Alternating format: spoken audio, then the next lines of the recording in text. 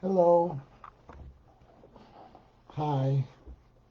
How are you? Good evening. It's a lovely day in the neighborhood. If I seem distracted, it's because it's 6 p.m. and I'm supposed to podcast at 6 p.m. But I just listening to Senator Sherrod Brown. I'm just getting my thoughts together. Hey, Chris. Nice to see you, sir. Nice to see you. And so I'm a little distracted, but now I'm gonna get myself focused. Focused. Hey, Lisa. So here's a focus Ken for you. It doesn't look particularly focused at all, does it? Anyways, it's just another day. I mean, I don't know how you should all be podcasting. I mean, what can I tell you? Everybody, you should all be podcasting. There's so much going on. Everybody could podcast. We could all be listening to each other because, my word, it's like it's just raining news and it's raining shifts. You're standing on these shifting sands, right? You know the saying, right? Hey, Ray, Dean, and Kathy. Hi. So you've all heard the term, right? Shifting sands. Is that the? Anyways, here's what I'm saying. I mean, a week ago, you were somewhere. Just go with this, all right? You're somewhere. You're on a beach. You're in the sand dunes, Indiana sand dunes, and you're standing at the top of a dune, and you're looking, and it's like, oh my God, I can't see the dunes. I'm not at a tall dune. I've reached the top of this dune, but I can't see over the other dunes. How am I going to see which way to go? I don't know which way to go. Oh, I'm frustrated. I'm lost. And then, every day, suddenly, the other dunes are getting shorter, and yours is not getting any shorter. You're still standing looking, and all of a sudden, you say, oh, if I want to get the F out of here, that's the way to go, right? So all of a sudden, we are standing on a landscape that's just modifying itself by the second sometimes. And here's what it is, and here's what I'll talk about a little bit, right? So clearly, we have entered the age of Aquarius. Um, I say that tongue in cheek. So the Great Conjunction, when Saturn and the other planet lined up behind each other, and that was triggering the age of Aquarius. And we announced it here, and Ann Sisler showed up, and she said, "I thought we had the age of Aquarius," and I said, "Boom! I thought the same thing.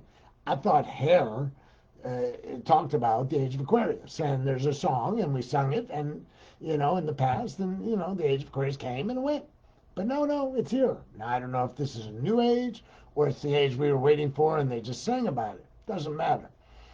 Uh, you poo-poo.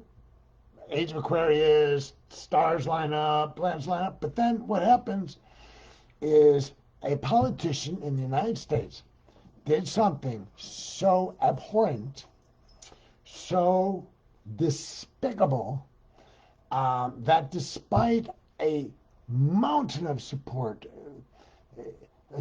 despite 73 million people voting, that's the most votes anybody had ever gotten before for president, except for Joe Biden, who got 80 million. So there's never been a loser or a winner, I don't think, if I recall. Whoever got 73 million votes. So you're talking about a really popular guy. And under normal circumstances, absent a pandemic, absent his foul mouth, his mean rhetoric, he was a shoo-in to be president because 73 million people, you don't sneeze at that kind of votes. Well, so what could happen? What could change this dialogue that we're having about what direction are we going in? And then somebody changes the dialogue for us. Somebody just, it's almost as though, beam me up, Scotty. and suddenly you were beamed up, and the new planet, or wherever it was you landed, I don't know if it's a planet or somewhere else, there was a different sky. A different sky, just a different landscape. You weren't in the dunes now. I don't know. It was a seismic shift. I'm using geological terms. It was a seismic shift. Um, in other words, so not only did he lose because he just couldn't keep it together. I mean, just couldn't, despite everything that he was encouraged for 4 years. Imagine this is what it sounds like in the White House at its best moments, not its worst, its best. Dear Mr. Trump, please, please, please try to take a conciliatory tone. When you go out there today to talk, see if you can say something that unites us. Here, we've got some suggestions. Here's some lines that we prepared for you. We think maybe it would be a positive thing for you to say something. There's a pandemic, or there's been a brutal murder. There's been a guy that ran over a woman that was protesting Nazis. Please, just could you? You hired us. We're your public relations staff. We've got some good ideas. No. Every single time he flipped them off. He said, no, I'm not interested. I know what I'm doing. I'm going to do it my way. And as a result, we experienced year after year, day after day, hour after hour, right? But year after year, this oppressive, polarizing rhetoric. And by the way, don't think for a moment that those 73 million people think that the divisive rhetoric was his. They're convinced it was our divisive rhetoric and our attacks on him, our unceasing attacks on him. That's really what's oppressive. But I'm not prepared to go there right now. So Zello Mark. So there's supposed to be this this man had power in ways we had never seen before, because he was using power in ways we had never seen before. He absolutely shunned tradition. He shunned the protocols and the formalities that had been adhered to previously. He was a maverick in that sense. And so we had never seen such a time in our lives. And so how does somebody who had reshaped the United States in so many ways, how did he blow it? Well, he blew it because it turns out the rhetoric of hate will ultimately turn off about 7 million people to 10 million people who would then vote against you, who might have voted for you. But that's not enough. That's not enough. Next, what happens is Trump just can't let go. The taste, the grasping of power was so great, such a addictive quality to it.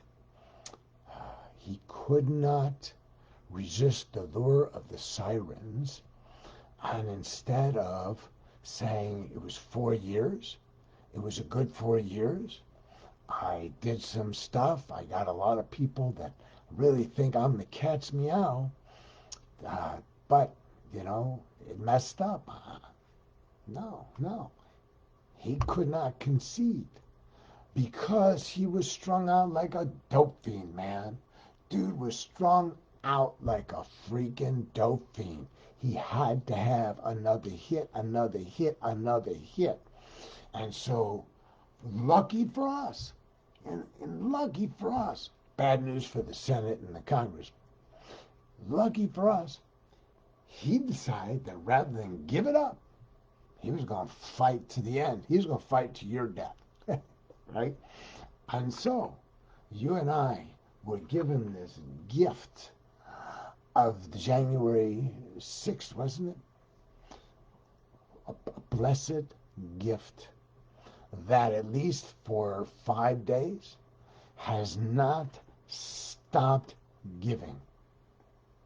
This gift of the polarization, the divisiveness, is actually finally kind of,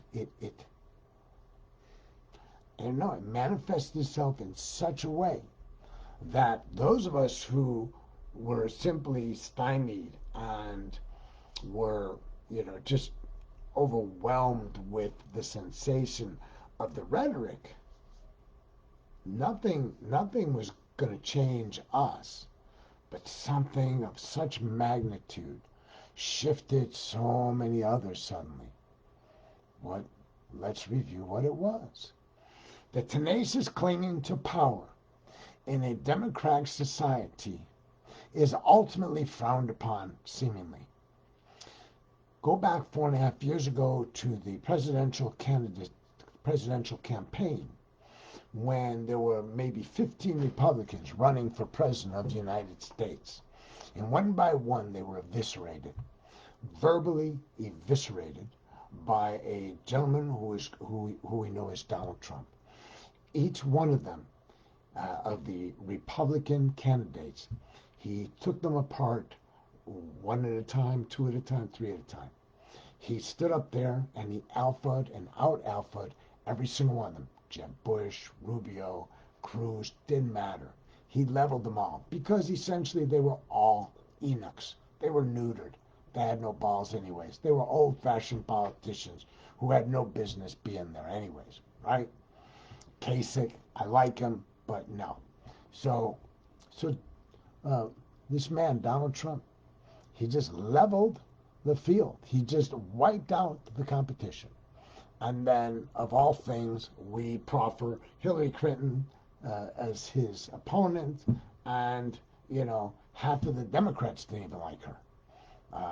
Forget what I think. She wasn't my candidate, but I voted for her.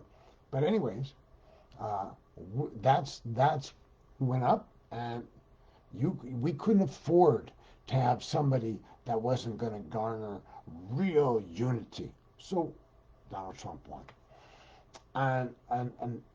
and he really did an excellent job, an absolutely excellent job of insinuating himself into the hearts of his voters. You must recognize this if we're going to move forward. That there was no stone left unturned in an attempt to win over what we generally describe as white supremacists, anti-Semites, misogynists, xenophobes. He did a better job than anybody in the United States has ever done of uniting them. And we now know that's a pretty solid base. But what we're now seeing is that while 70 million people, 73 million people may be readily manipulated, or simply not manipulated, maybe they were just waiting for the voice to embrace.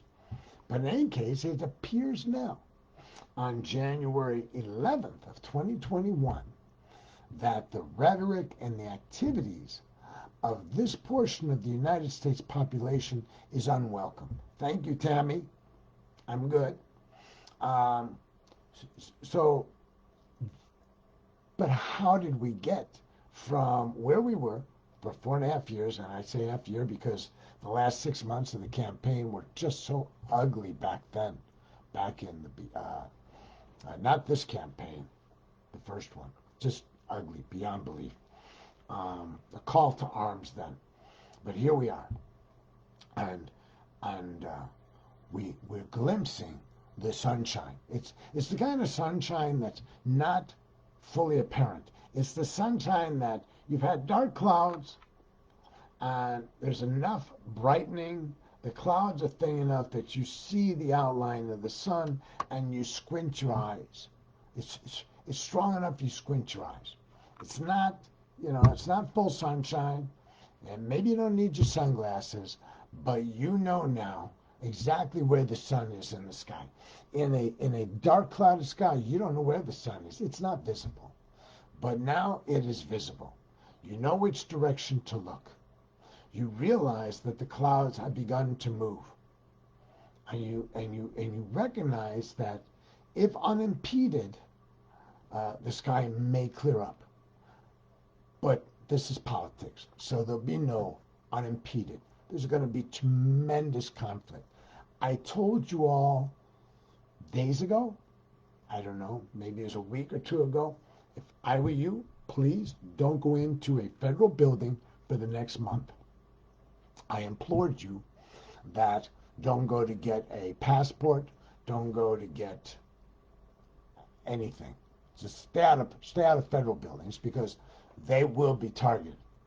Well, I didn't know that meant the Capitol. I, I knew a federal building would be targeted. I didn't go there. I'm not that smart. I'm not that prescient, man. It was the Capitol. It wasn't just the Capitol, man. It was the Capitol on one of their busiest days of the year. It was one of those days where everybody from all 50 states was in the building having big powwows about bringing in the next president, right? And the shit hit the fan. And so those of you who typically are like me, who were living and feeling like you had this jackbooted thug with his jackboots on your neck because you believed in progressive policies, progressive politics, you believed in humane policies such as don't put these kids in cages, don't ban Muslims from the United States, a variety of things. Yeah, run-of-the-mill humanistic stuff. So while we were feeling that way, somebody just took the boot off our necks. And it wasn't just somebody, it was somebody's. And the gift keeps on giving, man. So on Wednesday, January 6th, events of untold an event of untold magnitude took place. We literally do not know the magnitude of the event yet. There's continually a new video coming to light, new photographs coming to light, and so you get it.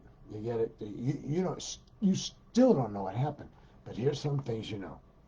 You know that Hawley, whatever his name is in Missouri, you know that his largest political donor has abandoned him and disavowed him. You know that his predecessor did the same thing. You know that Missouri newspapers are calling for him to resign.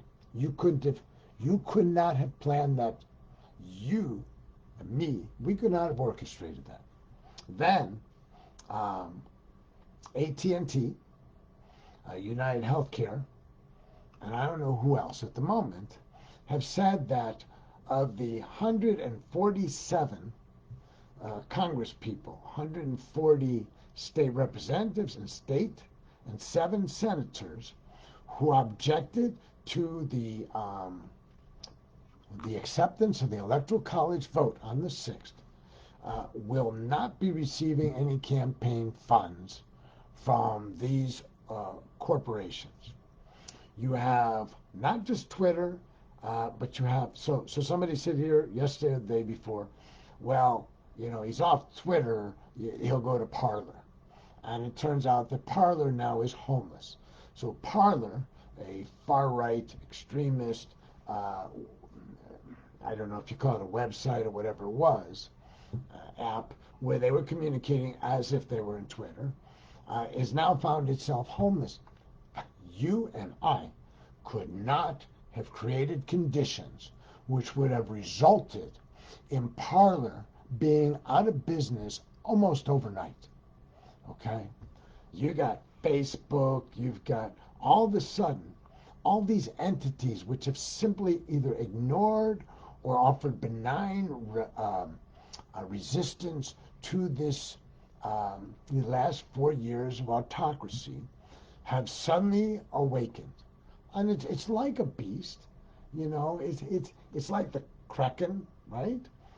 It's got this force. It's not necessarily an invincible force, but it's a force, man. You start cutting money from campaigns, and you're going to get what's happening.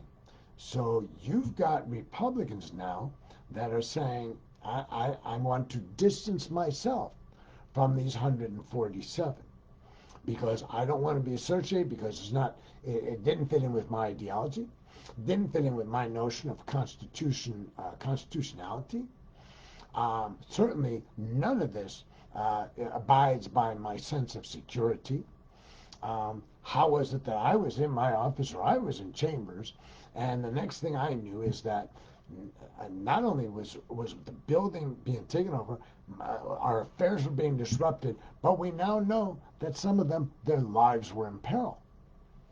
One of the people whose lives was in peril is Pence. Again, I couldn't have I couldn't have set this in motion if you'd have gave me $1 billion and all the time in the world. I could not have come up with a plan that would have involved Trump setting up Pence to be murdered.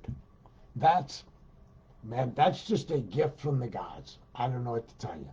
Because not only did Republicans fall on themselves and harm themselves, but the President of the United States demonstrated for the umpteenth time that nobody is too close to him to escape being thrown under the bus.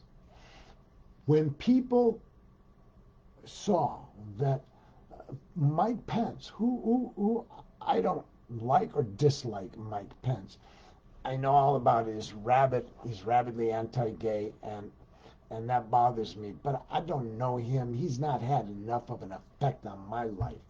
But what I did see time and time again was unfettered loyalty to Trump. Just no matter what, he always had a kind word to say about Trump. And in the final analysis, he now knows from the FBI that he was going to be a target of the people who breached the Capitol with intent to do harm to a number of people, one of whom was Mike Pence. Mike Pence had, I think his daughter and his wife were there. Now, apparently, he's not talking to Trump. Now, why isn't he talking to Trump? Because the story gets better. The story just keeps giving. Pence contacted the president, apparently, and said, release the troops. We're being overrun. Your U.S. Capitol has been breached. Your Capitol Police Department is being overrun. And we have elected officials from every state in jeopardy. And Trump said no. He didn't like the optics. He didn't think it would look good to have his people running up against troops. This is something you do to Black Lives Matter. This is something you do to people you call Antifa, but you can't do it to his people. I mean, just please understand, all I'm trying to say is that nothing we could have done could have measured up to the type of monumental seismic shift in what I have called this landscape. This was so off the freaking wall. You know, I got friends who have said to me, wow, Ken, you really called this, or you called that, talking about the Trump administration. You know, when you said he could do this, or he might do that, or this is what was going to happen at that hearing, you know, Kavanaugh is going to be approved, and sure enough, not only will it be approved, but the accusation of his having raped somebody 30 years before is going to come back, it's going to bite us in the ass over somebody else. All this unfolded. I was feeling like, you know, yo, I'm an oracle, baby. You know, man, look at me, check me out. I got X-ray vision, right? Yeah. Well, it all stopped at, I don't know what door it stopped at, man, but I didn't see this. I didn't know that anybody could be so deaf, dumb, and blind that after crafting 4 years of this passion, this affection, this loyalty to himself, that he could find just one thing that would screw up the deal, mess up the game. Now, losing the election, that really helped. I mean, if he'd have won the election, we'd be screwed anyways, right? We had to win the election. And then Georgia, we had to win the Senate. So it's not like we're completely out of this. We participate in the election. We participate in voting. But he's, he was tenaciously clinging to the mechanics of power. And we were all unsure if anybody was coming to our aid. Now, maybe not all of you, but I certainly was wondering, where will the cavalry come from? Who will ride in on the white horse? Is there a I was going to say white knight, but you know, it could be a black knight, right? Then after the white horse, could be a black horse. What I'm saying is, where was backup? Where was help? Well, it turned out the very absence of help and backup was our help and backup. Do you dig the irony, man? If the Capitol Police had been doing their job, and we have reason to believe that not only do they not do their job, but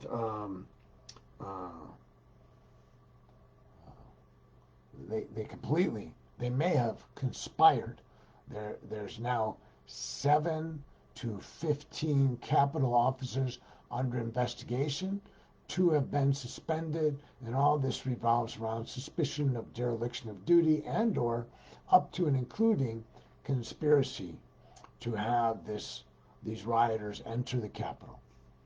So had they not so miserably failed, had they simply held the line, and nothing had really happened, we wouldn't be having this conversation. I mean, it's just all the failures of recent time are working in our favor. I mean, this is not, we haven't had 2 things happen in one day that were helpful in terms of our sentiment that we were in deep shit. The pandemic's still there.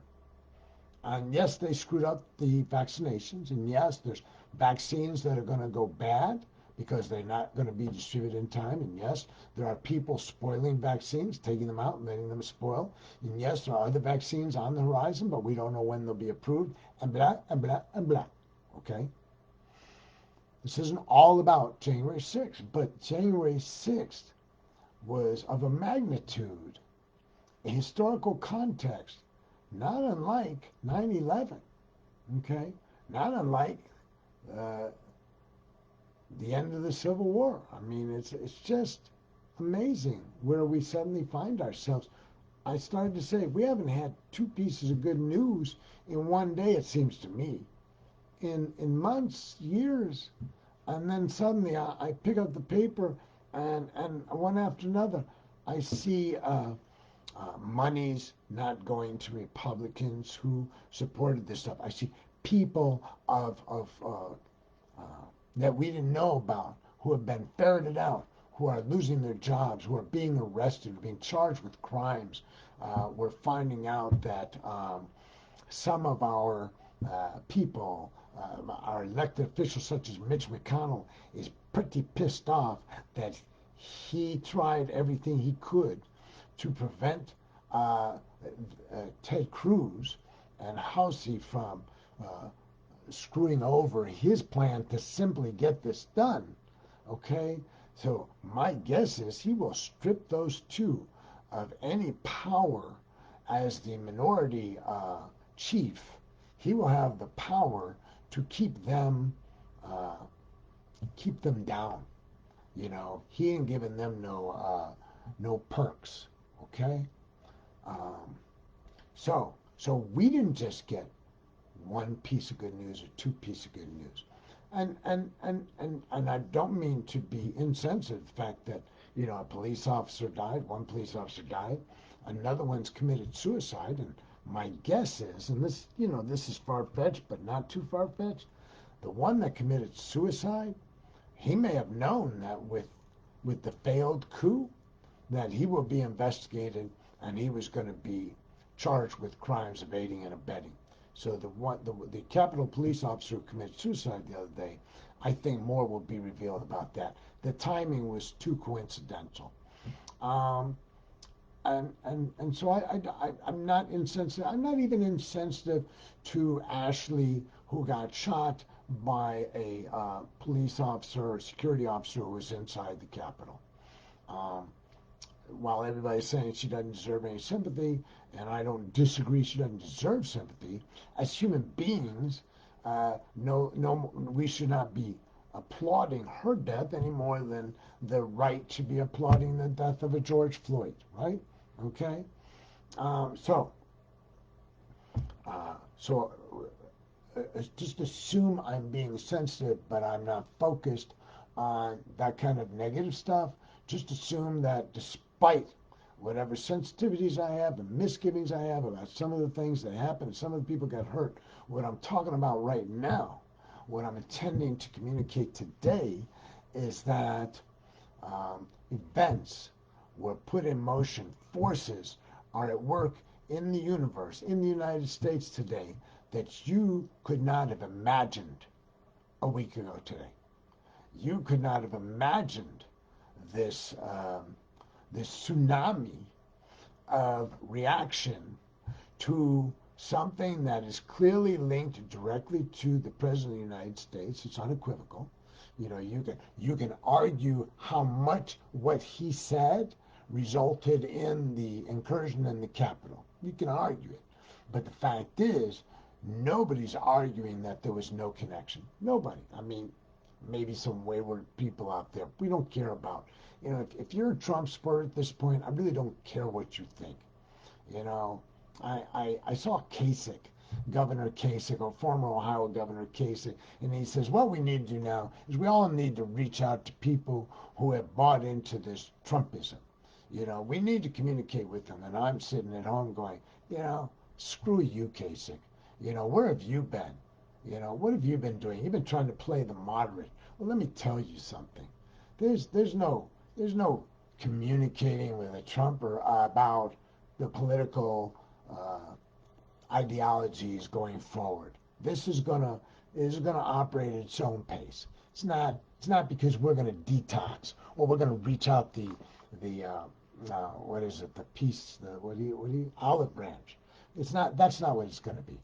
You know, it's gonna be simply a long, difficult process of people uh, finding out from their peers, that is, their other Trump supporters, their Republican leaders, at some point, uh, they will penetrate them.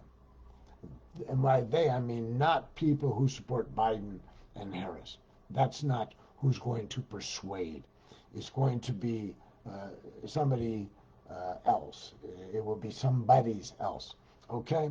So, um, so yeah. So, you know, the balance of power shifted so dramatically in this. It's almost a microcosm of what's been going on, right? It's just this little moment in time. It was just a couple of hours. I don't know how long the breach of the Capitol went on, like for 2 hours or something. I don't know. Doesn't really matter. It's a small period of time. It is. Now the election in Georgia, which is really significant, that took a lot longer. Okay, it took kind of almost 2 election seasons, but it happened. It happened, and you didn't see it coming. If you say you saw it coming, I simply say, yeah, I don't think so. But if you want to insist, okay. I mean, every uh, recognized, politically savvy pundit said it was a long shot, but a possibility. Why was it a possibility? Because the rhetoric of hate was diminishing the passion that people had for the Republicans. And, you know, if Kelly Loeffler, who had the office, had not thrown her lot in with Trump, had she been smart enough, and she wasn't, to simply have tried to appear neutral and to have simply been a run of the mill Republican, she probably would have won. But she made a decision, hitch her cart to the Trump presidency. And as a result, she's gone. Perdue, not so much. Senator Perdue was not as avid in his affection for Trumpism, but it was enough of it there. He lost. So there's been an implosion that we could not, I don't believe we could have seen coming. I don't believe even if you thought there was going to be hell at the Capitol. If you'd have said to me, Ken, mark my words, on January 6th, or thereabouts, uh, thousands of people are going to rush the Capitol, and they're just gonna tear up the place. And as a result, all these things are going to happen. I would have said, yeah, even if all that happens, I wouldn't count on any of these other things happening. But it turns out that, in fairness to anybody who did see it coming, you're right, I didn't. I didn't see it. All right. So is freedom just another word for nothing left to lose? You know, Janis Joplin, of course. And I thought about it. Am I experiencing something akin to freedom, or is like the right thing? Is this the beginning of a dark age, of Biden and Harris? It's going to bring about such restraints and constitutional torture that this is not the time. This is not a good time. And so I posted two quotes. In a free society, government reflects the soul of its people. If people want change at the top, they will have to live in different ways. Our major social problems are not the cause of our decadence. They are a reflection of it. And that's attributed to a guy named Cal Thomas. Don't ask me who he is. I found this quote and I thought that resonates with me.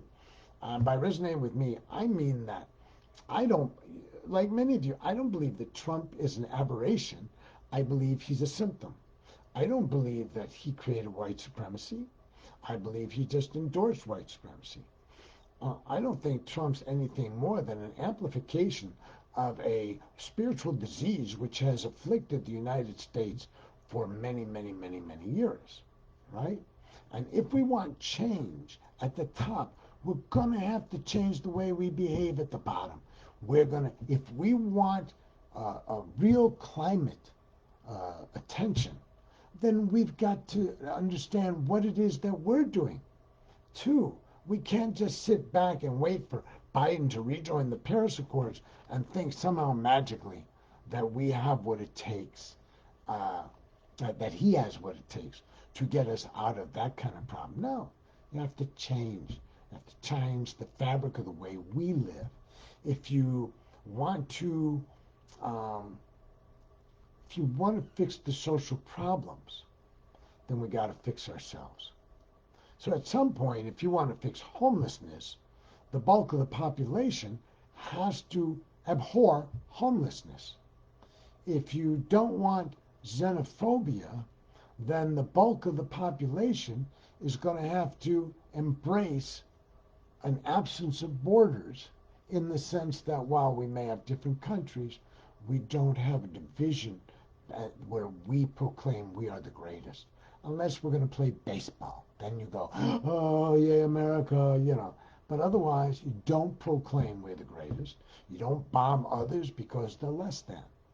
And then Franklin Roosevelt, let us never forget that government is ourselves and not an alien power over us. The ultimate rulers of our democracy are not a president and senators and congressmen and government officials, but the voters of this country. We got outvoted in the Electoral College by just enough to lose any power we had for 4 years. We did not vote in enough numbers.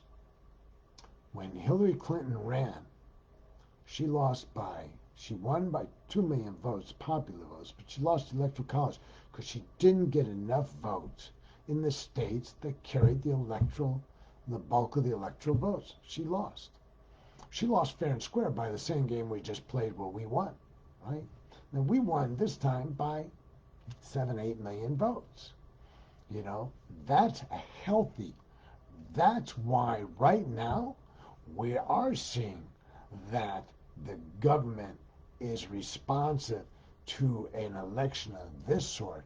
It's why you're seeing that there is, first of all, a revolution created by President Trump because the voters were renouncing him and rejecting him. If the voters hadn't done that, where would we be? I mean, that was the trigger. You dig what I'm saying? We had to come out. We had to vote like crazy. We had to win 80 million to 73 million in order to trigger where we now are. And he then had to react crazy, and he did. And then his supports, his official support, not his supporters, Lindsey Graham, Mitch McConnell, all these Republicans, they had to get scared, and they had to say, this isn't going to work for me. So Joan posted this a long time ago, 20 minutes ago. I heard the rallies are now being planned at every state capital.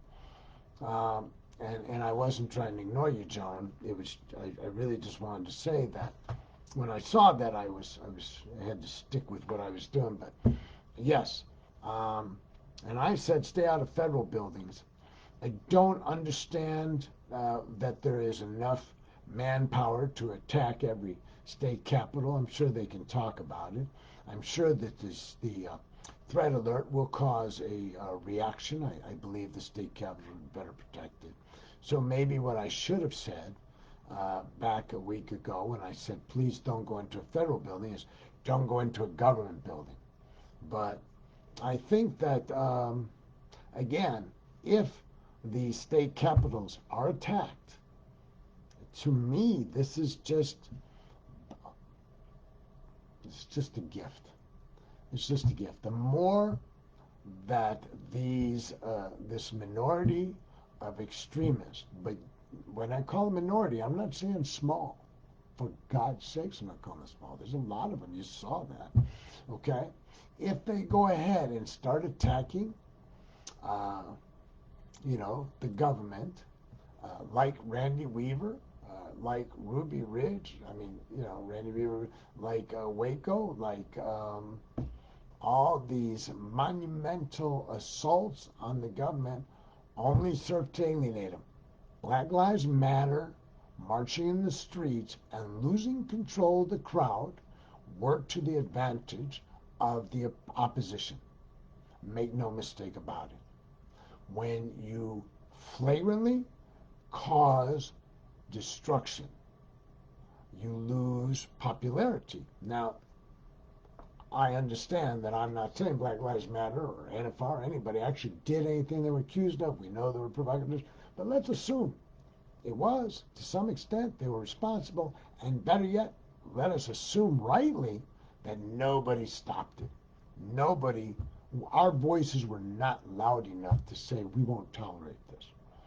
We were not willing to stand before the thin blue line when people were acting crazy and say this is not us and we will not be out. We won't march if this is what's going to happen. We should have stopped marching. We should have let the cops kick the crazy's ass, and then we should have gone back out and started protesting again. So it will be a grave miscalculation, I think, if any of these plans. And, we already know that the FBI is saying this because the FBI is aware of it. And when the FBI is aware of it, it gives it means we got a shot at disabling these plans. We have a shot at disabling and putting some of these organizations out of business.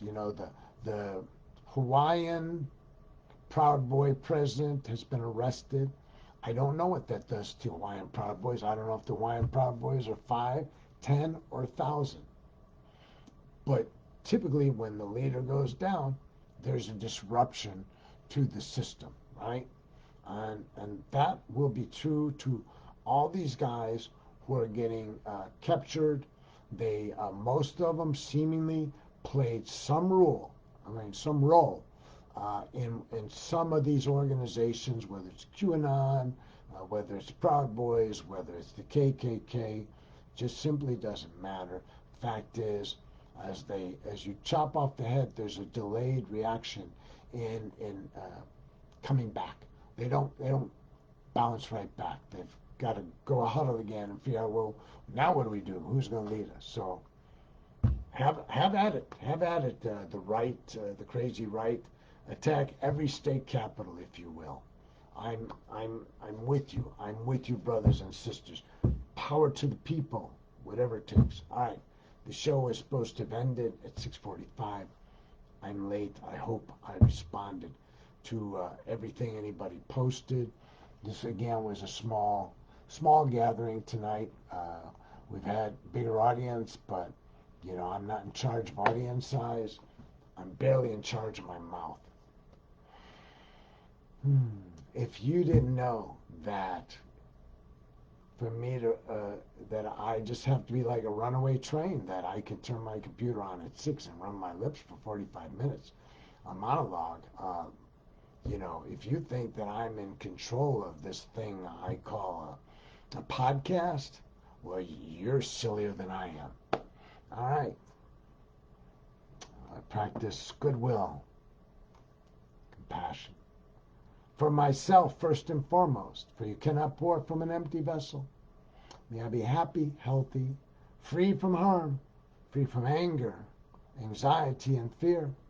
And may this practice bring me greater peace and comfort. May my parents, my family, my friends, oh, may you know what affection I carry for you. Always, may you know happiness, freedom from suffering. May you find the path that puts you unto a place of greater peace and comfort in your life. And to those that we find, that we resent, that we find we hold with hostility, right? Let us let go of it. For even the Donald has operated to our benefit, finally. So let us in our loving kindness, may they be happy, healthy, free from harm. At this very moment, may they be tasting a life of comfort and peace.